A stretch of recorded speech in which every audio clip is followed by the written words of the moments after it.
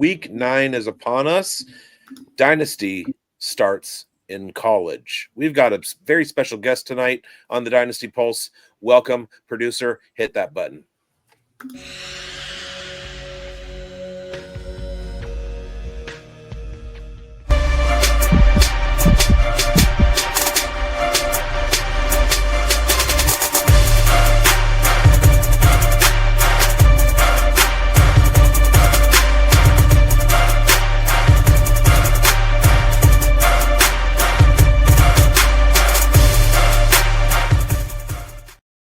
Once again to the Dynasty Pulse right here on the Fantasy Sports Advice Network, the Undroppables, and 101.5 West Tennessee Sports News, terrestrial radio. You know what I'm saying. We got a great show tonight. We got a good guest. He's a friend of the program, been here a couple times. For those of us who are Raiders fans, we're starting our college scouting now in week 9 because our season is basically over. So we've got Mike Vallerie once again, third time. That's like the most number of guest spots that we've had from anybody. Mike Vallerie's in the house. Welcome, Mike.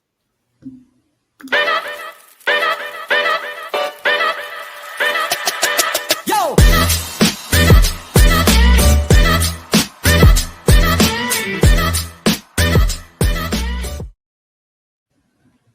From Canvas Skin, it is FF Dirty Mike. Mike, what's up? Thank you for having me. I'm glad to hear the reviews aren't too poor. Otherwise, I wouldn't be back here for 3 times. So I just feel so honored. No, we're always glad to have you. And especially now that the Raiders season is basically over. So let's talk some college. Back at like the 5th overall pick. So yeah. Even though I was screaming for Membo and Dart and Scotaboo, we see how that worked out.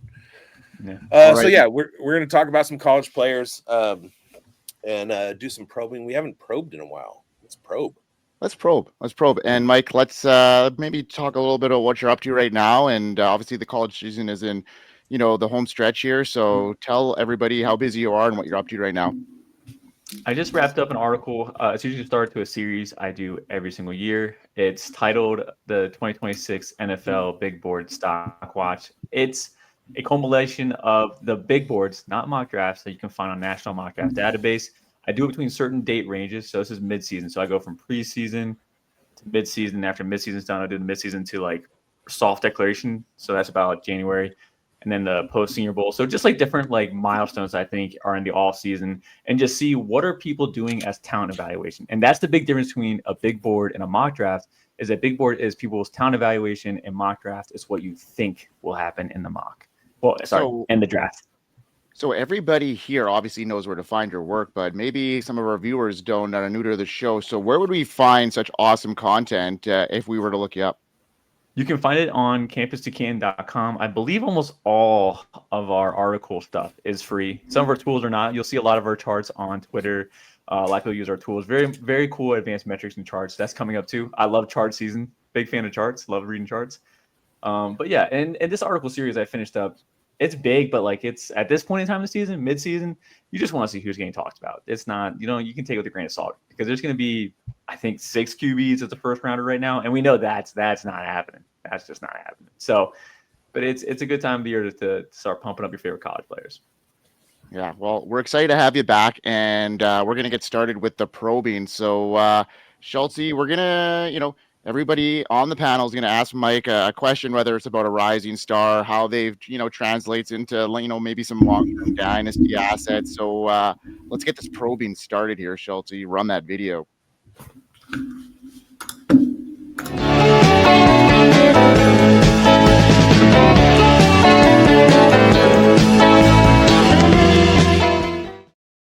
Oh, I missed that video. And guys, it's time to start our probing. And Schultze, let's get you going with your first question for Mike.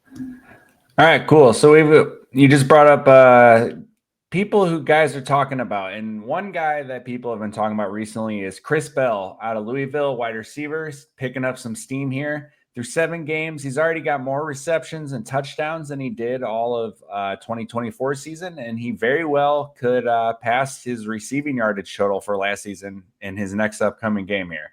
At 6'2", 220 pounds, he's got that prototypical size we want in the outside X receiver. He's drawn some comps here, pretty strong ones to AJ Brown, and another crazy one here. I've seen some people say his running style looks like Adrian Peterson when he's got the ball in his hands. So what are your thoughts on him as a player, and how high do you think we could see his draft stock rising?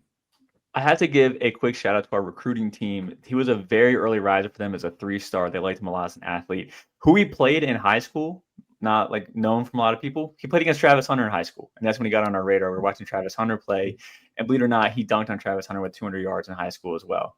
He has always been a bully ball style player, a very good athlete too. Our athletic measurement tool on our website, which does get updated the more data we get in, but we get to compare it throughout the years, whatever. So some of the data might be old, some of it's fresh. He's a 0.98 on our star index. His comps as an athlete, again, we'll get more data when it comes to the combine, but his comps as an athlete are Larry Fitzgerald, Allen Robinson, AJ Brown, which was mentioned, Demario Thomas, and Jonathan Mingo. Now, I believe as a player that he's a little bit more on the Mingo side of the scale, though. Big athlete, doesn't really separate at all as a route runner, but he's super reliable at the catch point. And yes, if you get him in space, he is a tank if he can build up speed, which he can get away with in the ACC. I just don't know how many NFL teams are going to give him enough build-up room to get up to his top speed. His top speed we have at 21.8 miles per hour. That was out of high school. So he does have that top gear, but man, you got to build up to it. I do wonder if he goes to a nice play caller, because I have fiddled with the idea, like, could this just be Debo? Like Rashid Rice, for example, with the Chiefs. I never saw that usage. I mean, his route tree went to a route bush real fast from SMU to going to the pros. So I wonder maybe if a creative play caller just asked him to run slants, maybe just bring back the big slot that was kind of hot there for 2 years. But for the most part, I do believe his stock from an NFL draft capital perspective, yes, it'll still rise. I'm in on that. I just wonder if it's going to be more of a Leggett and Mingo as far as like the spectrum goes, rather than a AJ Brown side of the spectrum. Being AJ Brown is a tall order, but I'm going to be honest, I don't like hearing you think he might be Mingo. Mingo Mingo was talented. He when he was coming out of college, he was spoken of very highly. Great athlete. Hey. Except I will say this, Chris Bell, much better hands than Mingo. So I'll just say that. Much better hands. Hey, Mike, here's a comp. I don't know if I heard the name, but I was kind of watching Chris Bell, and I was thinking he could be a faster Anquan Bolden. Off the chart. They have very similar height and weight. And it's, you're watching in a formative process trying to see the big bodied, and it's like, hey, where have I seen this before? I got a little bit of Anquan Bolden, but maybe the ability to be a little bit faster. What do you think of that? I don't hate it. I think my co-host once toyed with Jalen Hurd, but more athletic. I think all that big body stuff, I think it's pretty comparable. It's just a different NFL. Like, I don't know if Anquan Bolden would have been successful in today's NFL. Definitely successful 10 years ago, 10, 15 years ago, but I don't hate that comp. So the physical dominance that he's showing at the college level, is there any part of that where it's the eye test where it could be deceptive at the next level? You said something about, breakaway speed. Is he going to get stuck where maybe he's like a Jack Batch and he can't necessarily separate at the next level? Yeah, that's what I think my big concern. Personally, as like an evaluator, with the big physical guys, when it like that's their number one skill set, I'd rather to be 6'4" with like super long arms and they test well athletically. Those are your prototypical X's, and I can just see those guys be like, hey, we're gonna run fades, we're gonna do some sideline throws, something outside the hashes, and then I could be like, that could be your role in the NFL. Not that he's small, but 6'2" is not like he's not towering over dudes. The NFL corners are, I think, probably some of the world's best athletes, honestly. So I don't think they'll have issues sticking to him like glue. Sweet. All right. Who's next up here? Coach, you have a question, or was that your question? Oh, well, that was just a follow-up to, the beautiful topic that Schulte had. So I love to see it. I'll go next. Mike, question for Mike V. What's going on here with NC State fan, so I always have to get my question in. But at the same time, it's beautiful because these are some what will be fantasy relevant players. I know pre-show we talked about Justin Jolie. He pulled the Greg Jennings PlayStation Madden play and scored the touchdown last week. But I want to talk about NC State's Hollywood Brown, 5'11", 195 pounds. He's going to be very desirable in a fantasy football for the PPR skill set. What are the best fits you see for Hollywood Brown?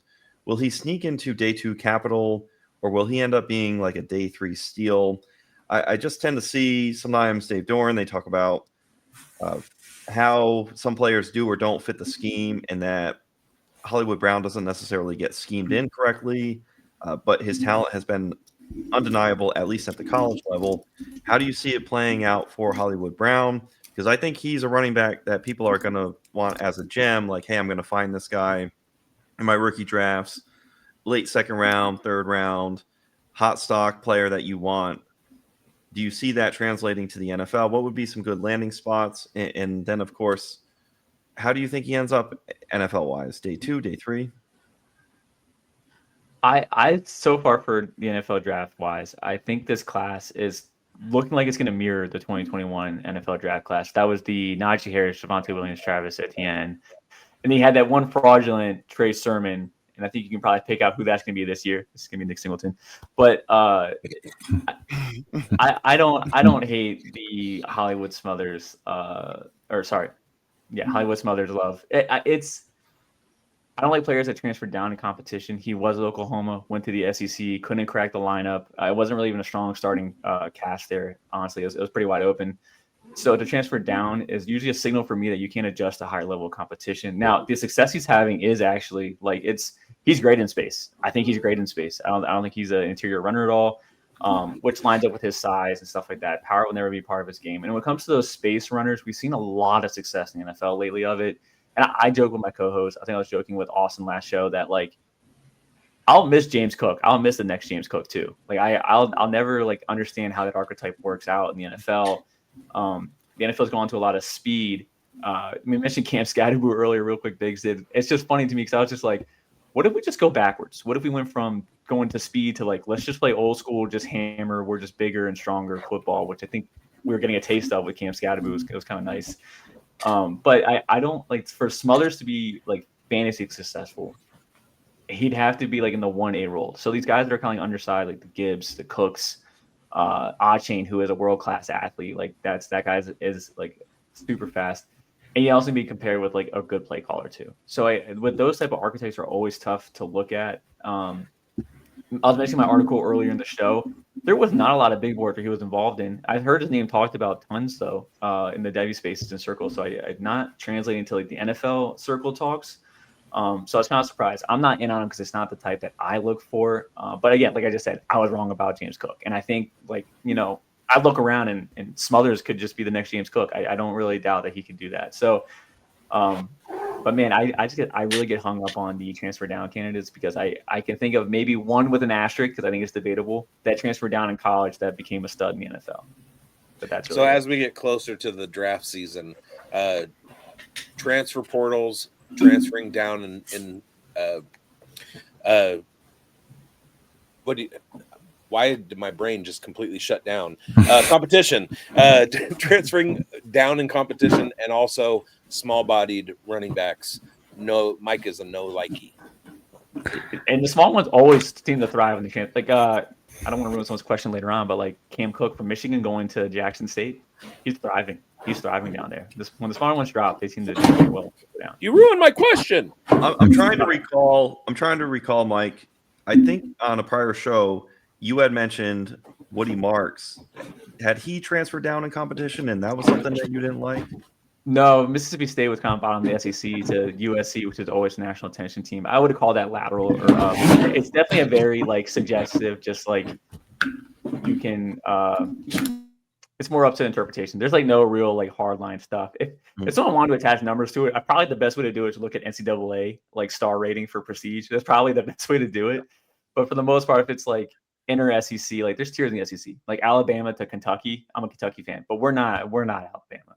We will never be Alabama, So it's more a little bit up to interpretation. The one that had the asterisk to it. If it's a kicker at Kentucky, then we know that's the highest level of competition. Yeah, they're solid.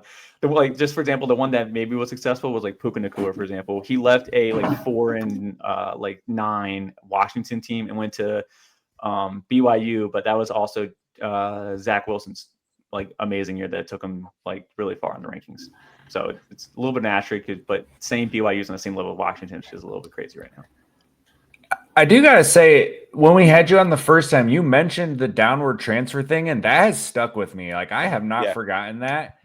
Jack Besh was a guy I felt like that kind of applied to, and then I remember talking to the guys, bringing up the question about Brashard Smith, and I got you here, and I'm going to pivot to another question real quick. Now, does the position change does that kind of cancel out the Brashard Smith thing, or do you consider him a downward transfer? It's more of a blanket thing. So I do consider that a downward transfer. Although, like, you just mentioned Jack Besh. There's always one guy every year that challenges the idea. And then I start questioning myself with the internet hype. CrossFit gets to me. Javon Baker was one for 1 year. We went to Alabama to UCF. Jack Besh last year. This year, it might be Smothers. I don't really remember a wide receiver off the top of my head, but there's always one every year that challenges the idea. Yeah. BigZ, what's your question? All right. At this point in the season, the draft class is starting to take shape.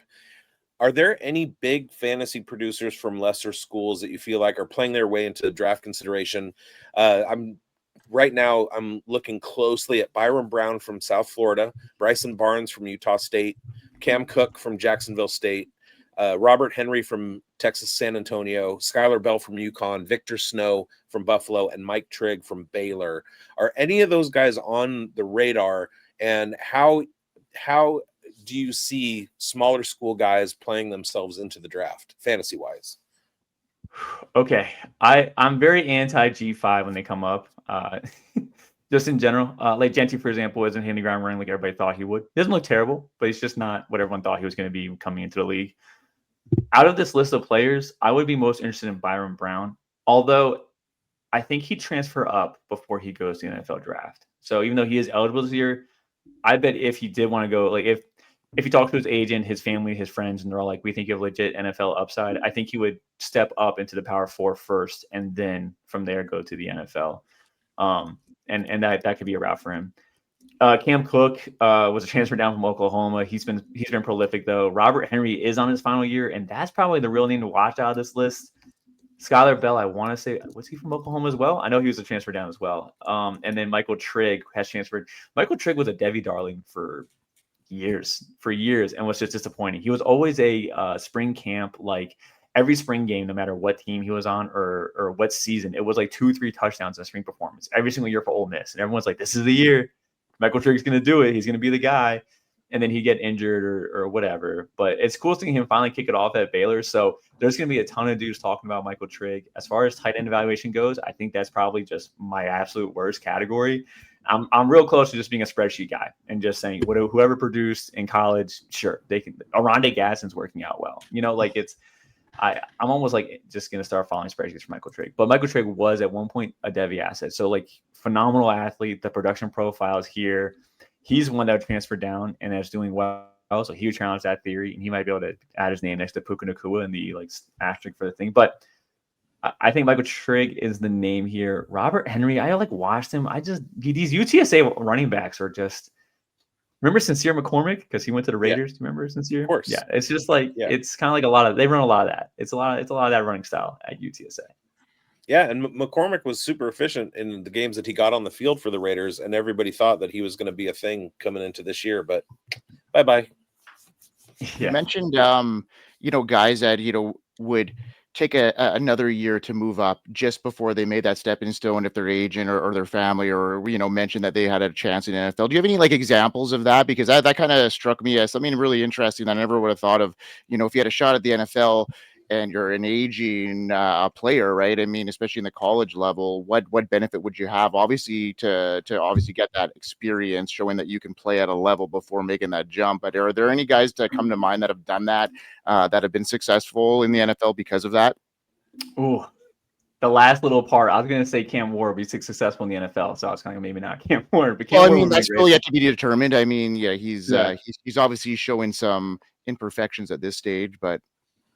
The transfer portal has just been so different the last 2-3 years. I don't like Jameson Williams is one. No, he didn't transfer up. He went from Ohio State to Alabama. That's just lateral. Man, on the spot here. I just think the transfer portal is a little bit too new. It's like 2 years now where it's almost like there's no rules. You can just get in there and transfer up. We've seen plenty of players make the most of that and get increased draft capital. TBD on how successful their careers have been so far. But like if you're just looking from the draft capital perspective, then yes, like Cam Ward went from incarnate Ward to a first round pick. Like Fernando Mendoza was a 3-star, getting phone calls from Alabama to walk onto their practice squad before he got an offer from, I think Harvard offered him, and then Cal last minute. I think Cal just hitched their wagon onto Alabama's hype and just were like, let's just try him out, tell him to come over here for a scholarship. Because they don't have a lot of talent over there. But players have transferred up and found more success. I definitely think that's usually the route now. So you don't see too many G5 declares. Everyone wants that nice rookie deal, plus NIL money is pretty good. So if you're going to be a late round pick as a G5 guy, you might as well do that next year. Get a little extra money out of college. Gotcha. Well, I mean, we speaking of Fernando Mendoza, we talked about him on the last show, and that brings me to my question. I had him pegged as a guy to keep an eye on because of that, jump up here. And, we liked him over Sam Levitt. I made a short video over that because we talked about it right here on the show. And now today he's that take is aging pretty well. He's turned Indiana into a legit powerhouse, completing 73% of his passes, almost 2,000 yards, 24 touchdowns. Great number, only 3 interceptions through 8 games. They're undefeated, sitting at number 2 in the nation. A lot of buzz going on right now. So, where you have them right now in this class, for dynasty managers that are looking at this 2026 class now as a guy that maybe wasn't on their radar is now floating up the board. Where does he sit? Obviously, now that he's talking about, guys in the big board here. I think I'm going to be forced to I'm going to say he's QB2. I think he'll be QB1 by like NFL draft standards, but he'll probably be my QB2. He's been very successful. Kurtzene runs a very simple scheme. If you ever watch any of the Indiana games, then you probably know Elijah Sraj is running these curl routes nonstop and just getting the ball from Mendoza. Just real simple. Speaking of guys that are physical and just great to catch point, Elijah Sraj fills that bucket too. But that's what I see from Mendoza. On top of that, though, I love the prototypical size guys and the prototypical size guys that have some legs to them, that they can actually like be mobile. I wouldn't call Mendoza like a dual threat or even an off-platform type of quarterback the way you would think of Caleb Williams coming out of college. But I think he does have some of that ability. Like he could improvise a play. I don't think he's very consistent at it. I like to see a little bit more from that. He's just been in these really nice schemes. But if you had to, we talk about player comps a lot. If we put him on the spectrum of like Justin Herbert, Drake May, both prototypical size guys that do have some legs, maybe Herbert's like on a scale of 1 to 10, he's probably like an 8-9 on that scale, and Drake May is probably a 7-8 on that scale now. I think Mendoza probably starting at like a 2-3. Like I don't think he's quite there as a processor. He's not like looking off defenses. There's no real like manipulation with his eyes or his body language. It's just timing, making his reads. And it's just really clean football. So if you're evaluating a player based on like mistakes they make, he doesn't make a lot of mistakes. But I just don't think there's a lot there to be like, yeah, this guy's an NFL franchise quarterback. I think he might struggle just as much year one as we are seeing Cam Ward struggle right now. And that's just the state of the quarterback position. Yeah. So he may benefit from one of those, gotta sit a year or two, but if he's getting that draft capital now, it's going to be tough for any team to sit him, right? I mean, if he's going to go in 1 or 2, and if he's getting in the first round, he's probably going to struggle like some of these other guys that aren't quite ready yet.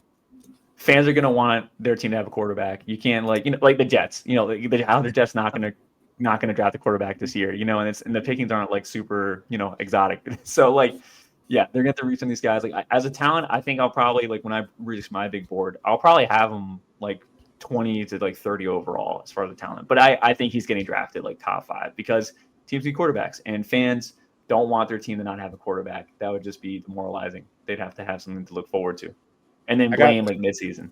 Being a Cal fan, I watched Mendoza play for the last couple of years for Cal, and the success at Indiana has surprised me. I was on a show earlier today, and I was like, the fact that Indiana is undefeated, ranked number 2, and Fernando Mendoza is being talked about as the 101 in the 2026 draft is just absolutely blowing my mind. Like I was kind of upset when he and Ott transferred out of Cal, but I love JKS with all my heart.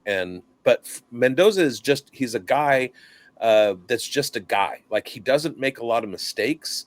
So he's going to be like your Brock Purdy comp, somebody who comes in, he can run a system, not make a lot of mistakes, be efficient. I think he has a plus 70% completion percentage this year. He was 68% last year at Cal. So he's not going to make a lot of mistakes, and he's going to manage games, but never be anything spectacular. And that, to me, doesn't scream 101 of the 2026 draft. There's just not that many quarterbacks, though. Teams need quarterbacks. It's just scarcity of the position. But I'm with you. And this is the other thing too, is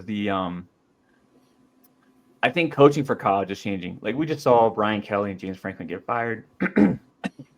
Wasn't a surprise to a lot of us watching those games. But with the NIL portal now, it just looks like, I think the play calling matters more, because no longer is it going to be like Georgia and Alabama stacking years of talent. Nick Saban got out of coaching college football because he got tired of true freshmen walking in his office asking for more money. He doesn't even know their names. He didn't even know their name for another 3 years. He's like, you got to wait your turn. And so he kind of got out because he just didn't want to deal with that anymore.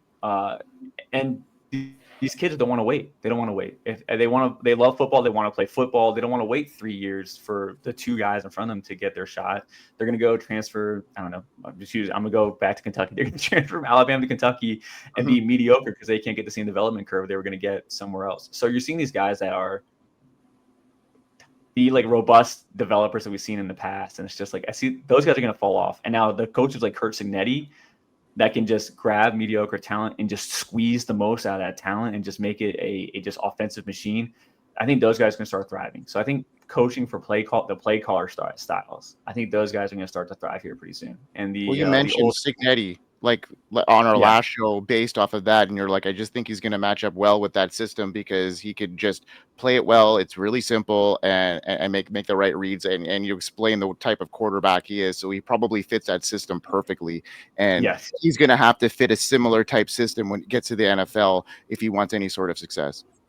But I think he has tools to kind of be system agnostic, and not that I think he can do that today.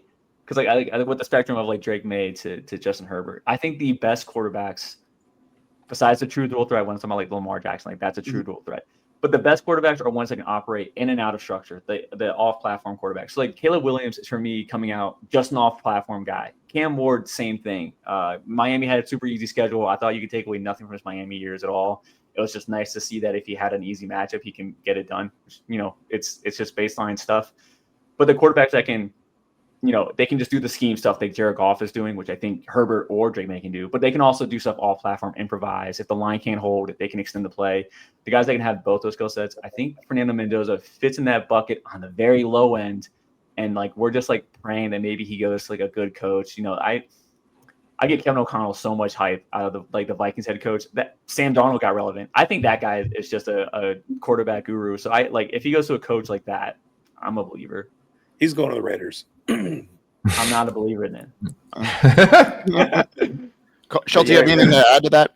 Raiders are yeah, I was gonna ask you follow up about the mobility stuff because that was a little bit questionable, but you kind of answered it on your own accord there. But the other one that for me is like he's got like, I want to say it's almost a 10% sack percentage, which feels a little concerning. Do you have any issues with that number and what he's looked like as far as pocket movement and navigating that and stuff?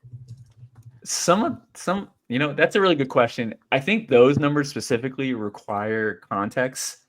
Keep using Drake May. I'm a Patriots fan. No one can tell. I'm very excited for the Patriots nowadays. No kidding. You guys have been heart-struck over the last couple of years.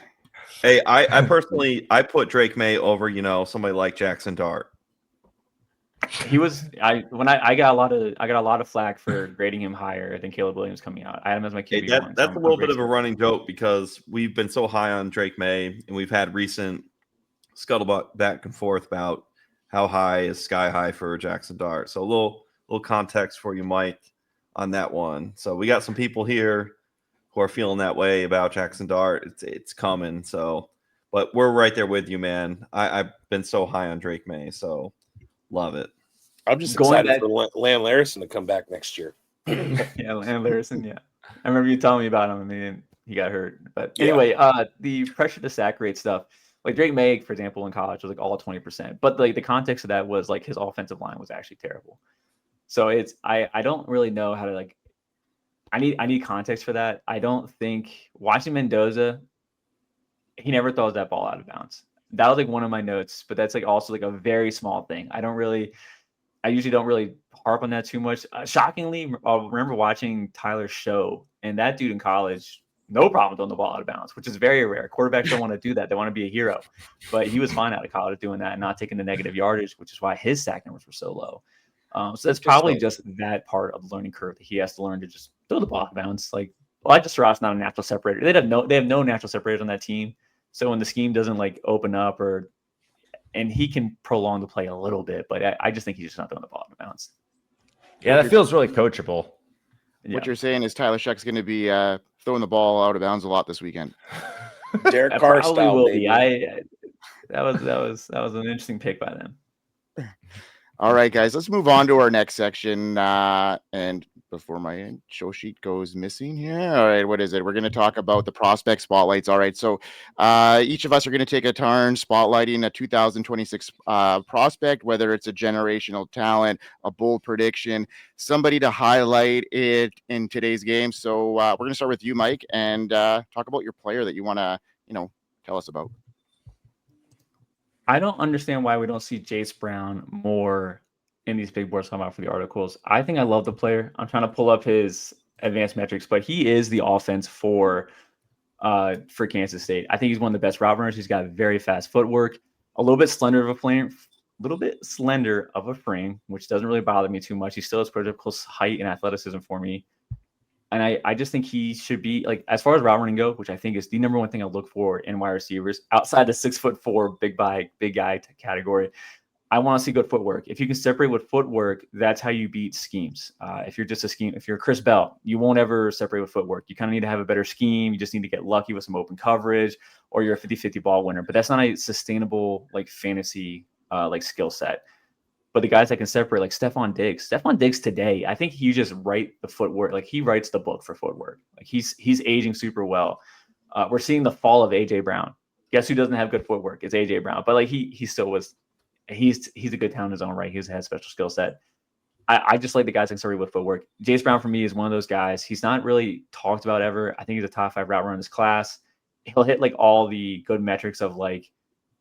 I'm pretty sure his dominant rate's got to be close to 40% this year. So he's like hitting that up against Power 5 competition.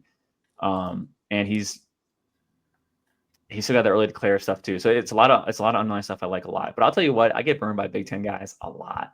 But I'm a big fan of Jayce Brown. Wide receiver, Kansas State. Biggs, you got anything to add about Jayce Brown? What's your analysis on him after what you've seen from him so far, if you've looked at him at all? I haven't. Kansas State isn't really on my radar. Okay, that's a good thing. That's a good thing. That's honestly a good thing. So that's a good situation. So that's somebody that we're going to be able to look at now and But with his profile, if he comes out as a 20-year-old, I like the early declare. I'm a big fan of early declare as well. It's always a good indicator. And then his weighted dominator is 31%. 31%. All right, there, Schultz. Who's your player you want to spotlight? Yeah, for me it's gonna be Jadarian Price, and everybody loves to talk about Jeremiah Love, and they're not wrong. Like that dude is for real. He is like he's gonna be.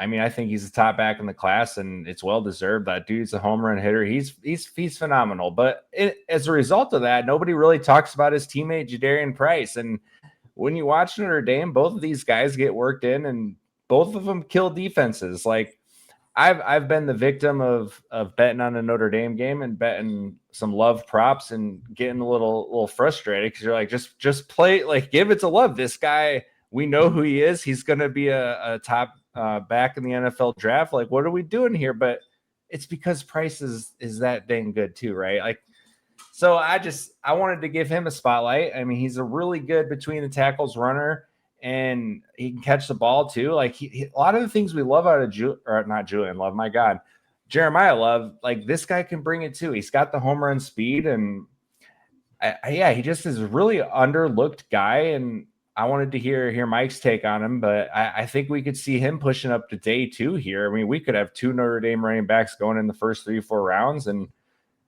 yeah, we see a lot of, or we've talked a lot about like some of the really good running back duos over the college years, and I think these guys rank right up there, and I just think it's a shame how little Jadarian Price gets talked about. I love the Jadarian Price call out. If I had a dark horse running back, it would be Jadarian Price. I think the top 3 are solidified as Love, Haynes, and then Coleman, and then Nick Singleton will probably be there just off athleticism, not because he's actually good at football. He's just gonna be a freak athlete in the class, and those guys will get paid to like 4th round or earlier every single year. But I like what Jadarian Price is doing, and he missed his whole true freshman season because there was a lot of hype in 2022 about him. I think is that the Kyron Williams year? Is that Kyron Williams? I believe so. Yeah, he was supposed to be pushing Kyron Williams for that job, and then I believe he tore an ACL, some sort of like really bad injury. Achilles. Thank you. Yeah, it was bad, and he missed the whole year and most of 2023. But he's been really efficient as a runner. I think he's actually underrated, very good space running back too as well. And I like those guys that aren't just bruisers, although I do prefer the bruising running style because if you can get the early down usage and the pass blocking, then you'll get most of the touches. But he's also really effective in space. I don't think he gets enough credit for what he does in space as well. So I'm a big Jadarian Price like sleeper fan. Like when these rookie mock drafts come around, I don't know if I'll get the draft capital. And even if he has like a 5th round running back, he goes to one of those like ambiguous back. It goes to the Bengals who just have Jayce Brown. I'm going to be smashing Jadarian Price all day in my rookie drafts because I think he could beat him. Like I really do like Jadarian Price as a talent, like my favorite sleeper for running backs. And for the Devy folks, if Jadarian Price and Jeremiah Love both go to the NFL next year, it's Aeneas Williams season. Watch out for that kid. Yeah, I mean, I've only watched a little bit because I've got some Jeremiah Love shares here, and I've seen Price come in and do exactly what Schultze's mentioned. So great take on him, and somebody I'm going to keep my eye on. And another guy that I want to get your take on here, Mike, and because I'm on the fence with him. I like what I see from him so far, but there's some question marks that I've got because some of the people that he's being compared to, and that's Makai Lemon. He's a great prospect. He's on my radar. He's been on it for months. He's like kind of that receiver that I like, slot receiver, but plays bigger than he is. He's only 5'11", but he's got, explosive quickness, precise route running, and he's just not a slot weapon. He can, do some punt returning, but he has got some upside as a rushing threat as well. They use him in high leverage red zone situations. So all things that are, could translate really well into fantasy points. There are some red flags. Obviously, his frame against press coverage is a concerning, especially in the red zone against, NFL talent that are going to be bigger and more physical. Obviously, some player comparisons based off his size and position that I see. Luther Burden, Emeka Buka, Amon-Ra St. Brown, but guys like, flops like, Jahan Dotson and Kadarius Toney. So, guys that can get, open in space, but got some, separation opportunities here. So with all that in mind, where do you see Lemon, projecting? Is he more like a Kadarius Toney or a Amon-Ra St. Brown, or is he kind of more of a middle guy, in between them? I try to get my initial grades for players out end of the season. Now, people might think this is a little bit lazy. There's some players I just don't feel the need to go back and watch over the final 3 weeks of the regular season, and I'll just grade them ahead of time and just call that done. And I'll go back and update. I have like an analytical category. I'll update that. It doesn't weigh in that much, but I'll update it. I have Makai Lemon as a top 10 wide receiver the last 3 years. I like his skill set a lot. I think he's one of the better route runners in this class. Obviously, he has the youth on his side and pedigree. The numbers we have for his athleticism are very old. So our like athletic measurement tool, I think, has him as like a 0.6 or 0.7, which isn't a bad thing. But I bet it's better than that now that he's healthier. I love what he does as a player, and they use him in every single like facet of the game. So the low 8-out like Kadarius Toney stuff, yes, they're using him on like jet sweeps and like swing passes and stuff like that. And that's more to me, not because he can't win downfield. That's just because he's that type of chess piece of a player. You can use him for that. And the slot usage too. I know people are kind of like doing like, I'm sure we'll hear plenty where they'll be like, oh, he's going to be a slot only player in the NFL. The same way we heard like Emeka Ibuka and JSN being slot only. It's not like he can't move to the outside. Like, what do you want? Jacoby Lane, 6'4", 180, running on the slot? Like, keep him on the X. Like, well, exactly, because he's playing with good talent as well. And that's another thing that I bring up as well, because he's playing with Lane, who's obviously gaining some notoriety as well. He's been banged up and he's coming through, and Lemon is still producing at such an incredible rate now too.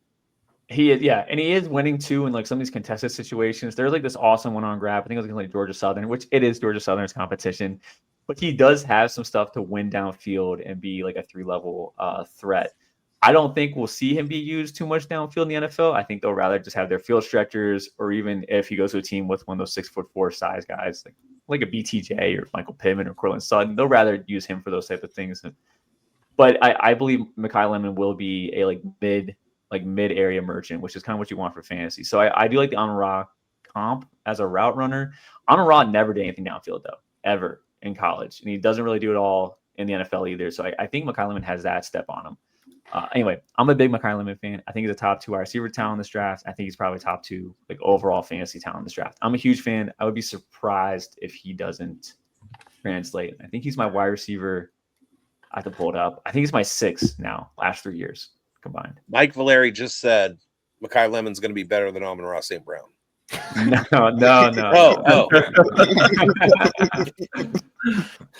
Oh, that's awesome. BigZ, let's get your guy on. All right. I want to talk about a guy. I wanted to talk about Jay Knott just because I loved him at Cal, but he's dealt with injuries all through his college career, transferred to Oklahoma, and I feel like he's going to go back next year. So he's not going to be a part of this draft, even though I wanted to see him as a 3-year guy. But I always take the time to shine up my Razorbacks, and I want to talk about Taylen Green.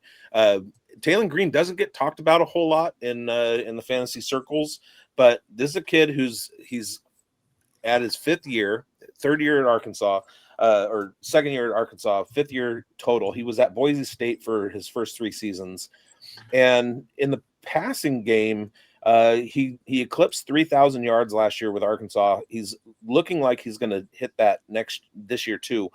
But more importantly, we talk about running quarterbacks as cheat codes in fantasy, and this is a kid who has 3 seasons with over 588 yards rushing at quarterback. So he had 588 his first year at Boise State, or 2nd year at Boise State. He had 602 yards rushing last year at Arkansas, and he has 603 this year in 5 fewer games than he had last year. And anybody who's going to come close as a quarterback to 1,000 rushing yards, I have no idea how to handicap him going into the NFL. I don't know what his skill set is going to look like to NFL teams. But if you want a guy like a Malik Willis type character, but playing against better competition in the SEC than Malik Willis ever played against, and a 1,000-yard rushing quarterback, Taylen Green is the dude.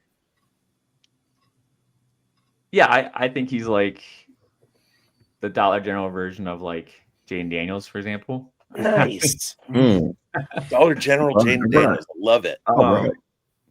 He threw 6 of his 18 touchdowns against an FCS school. Actually, it might be an HBCU school, week 1, and then followed that up with 4 touchdowns against Arkansas State. It's a lot of his. They have to sling the ball because they have to. They don't have a good defense. Oh, they're terrible. He's putting this ball in some dangerous situations. 5.6% turnover worthy throw percentage, which it shows. It shows when you watch him play. He's not like an accurate passer, but he's one of those guys that 1 out of every 9 throws, you're like, that's amazing. That's an NFL throw. But then you have the other 8 where you're just like, this is, what are we, Joe Milton? It's just kind of like, what is this? So he's definitely a toolsy and Tracy quarterback. Love the size. And you mentioned the athleticism too. I have no doubt he gets drafted. I think it's somewhere on day 3. I think teams won't. They'll probably use him to prepare for Lamar Jackson. And I was going to say higher career completion percentage than Lamar Jackson in the SEC. That's true. That's true. Not quite the athlete Lamar was by any measure of the scale. Lamar was pretty prolific on the ground. Lamar was supposed to be more of a project than he was. He's worked out. So, and honestly, God, some of the best players in the NFL today were the project players. There's so many that fail, but you got guys like Josh Allen, who's amazing. Saquon Barkley really wasn't a good of a runner out of college either. He's amazing now. Nico Collins, amazing. Like anyway, Puka Nacua too. Some of the best like project quarterbacks turn out to be just the best in the NFL. But I don't think it'll be Taylen Green though. I don't think that'll be on that list. But no, I don't like doubt like the athleticism, requisite traits. But I think it'll be more of a day 3 type of guy, a practice squatter, and some of these day 3 quarterbacks who stick around. I was watching Julian Edelman's podcast again. Patriots fan, obviously. I'm watching Julian Edelman's podcast. Brought on Brian Hoyer as a guest, and it made me just click in my head how important it is for teams to have good backup quarterback play. He was talking about how he got like roasted by Bill Belichick for like throwing 50% on like a practice one day, and he laid into him basically. I'm just gonna paraphrase this. You can't improve the team if your other quarterback can't throw the ball. If you can't throw the ball, receivers can't catch the ball, DBs can't defend a pass, like a well-thrown pass. Like the overall quality of practice and player development is also like hitched heavily on your quarterback 2 as well, your quarterback 1. So even though they might not like, be prevalent players on like Sundays, like they're actually very integral to the team. So when you see these like vets or even these journeyman guys that get like some practice time, like who was the Gardner Minshew? For example, like those guys are super valuable for teams. They have starter reps, and they can put together good practice and help the team develop. Aiden O'Connell. Yeah. So, is he closer to Malik Willis than he is to Lamar Jackson, or does he shade further on the Lamar Jackson side of it? Yeah, I think he's closer to. I think he's like Malik Willis or Joe Milton range. I think you can just throw him in that grouping. Okay. All Also, right. Games with Names is one of the best podcasts out there. Just Yeah, if you haven't listened to Games with Names with Julian Edelman, go listen to it. It's almost as good as this one. We're making great time here, guys. What a great show so far. And we got one more player to spotlight, and that's coaches. So let's get into it, buddy. Hey, I want to talk about Ian Strong, Rutgers wide receiver. It's funny, the Campus to Canton rankings, when I did best ball drafts in the summer, Ian Strong is just a highly rostered player that I have. So hat tip, credit to you guys getting him on my radar. Read up on him. Ian Strong started as a safety. Coach Schiano told him he'd get on the field by playing wide receiver. 6'3", 211. So Rutgers, the only major college to offer him a scholarship. Nice thing about this year, 400-yard receiving games. I noticed Strong is a big body target who may not be a huge separator at the next level. He's dominant on the boundary, which is kind of incredible. Not as speedy, but you can still dominate outside. Does this put him on the path to be somebody like Alec Ayamana right now, who's been struggling? Or maybe Jack Betch could be one of those players. Or can he offer some big body plays? Not that he is A.J. Brown, but can he be big bodied enough outside? And then do you see Ian Strong being able to expand or improve his route tree to make him a versatile player at the next level? Or does he kind of stagnate and plateau? Yeah, I don't know what his growth curve would look like. I do think his skill set is very comparable to probably this year's declaree of Jacoby Lane. Ian Strong can declare. I don't think he will, but I would probably look to Jacoby Lane as like the footprint for what I think the future of Ian Strong will be. His best skill set is how he adjusts the ball. He's a very good, very reliable adjustment player. Ethan Kaliakmanis is the quarterback for Rutgers. He transferred over from Minnesota, the Greek Rifle, where he's just terrible. But he's got some great traits, and he's definitely Rutgers have found a way to use him. And pairing him with Ian Strong, who's 6'3", 211, and the other wide receiver that's also young over there, KJ Duff, who's 6'6". It's just nonstop effort. They're down there somewhere type football, and it works out because that's what their skill sets are. So I like Ian Strong as like certainly on the radar, and I want to see what he can develop as. I want to see a little bit more like physical strength, not just like finesse at the catch point. The real big issue for me between like being a true believer is just like the athleticism metrics we have from him out of high school are like terrible. Even in college, like the fastest mile per hour time we have for him is 18.9. Like even if you develop a good release package, you're not getting open at the NFL with that type of speed. So I'm a little bit worried about what he could be, but I love him as a shout out as like a radar guy. He's certainly on our radar. I believe the first time I talked about him was as a true freshman. We did a deep shot podcast, and I was like, this guy's clearly the one for Rutgers. No other competition. It's a Power 5 program. Like, you might as well draft him and watch him and see how he does. And he's been doing pretty well. KJ Duff too, though. His teammate, they're very comparable in skill sets and stats and all that stuff like that. But yeah, I wouldn't bet on him developing into more than what he is today. But we have another year of football. I would love to just watch him a little bit more, see what happens. Cool. Awesome. See him on the radar in various rankings that people have, initial top 25s that he's, cresting into those lists just a little bit, just for like radar, as you say. But maybe not quite a gem. We'll see. But you think he goes one more year in the college game? Yeah, I think one more year in the college game. I think I just updated my rankings today with reflect on our website. And I'm pretty sure I have him around like 28, 29, 30. So once the class clears out and even the new guys come in, I think he'll still be in the 25 to 30 range, which is like usually like coin flippy territory for me. But I really like my guys in my top 15, top 20 area. But yeah, I think he's one of those guys too. I think he'd get drafted. If you just take that as a win, like if you don't have that much invested in him, which you probably did, then you're probably like happy with that. Like at least he makes it to the roster, maybe rotates in some flex play.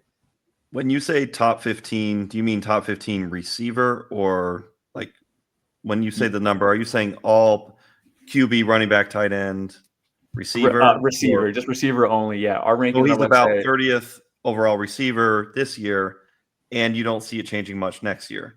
Yeah, maybe like 5. Yeah, he'll probably stay there for me going into the season. He's one of those guys where I'm kind of like the production won't fall off. Nothing's going to change in his play style. I don't think I don't foresee him falling off from what he's currently doing.